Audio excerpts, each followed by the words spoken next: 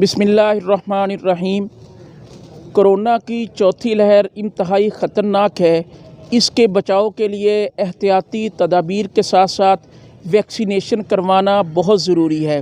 چیچہ وطنی press club نے شہریوں کی آسانی کے لیے چیچہ وطنی پریس کلب میں ویکسینیشن سینٹر کا آغاز کیا ہے، جو ایک دن رہے گا۔ اس حوالے سے لوگ جوک در جوک آ رہے ہیں اور ویکسینیشن کروا رہے ہیں۔ اس حوالے سے میں تمام اداروں سے ریکویسٹ کروں گا، اسٹیک ہولڈر سے، کہ وہ بھی اس آگاہی مہم کو زیادہ سے زیادہ پھیلائیں تاکہ لوگ ویکسینیشن کے عمل کو زیادہ سے زیادہ کروائیں اور لوگ اس کورونا کی وبا سے بچ سکیں۔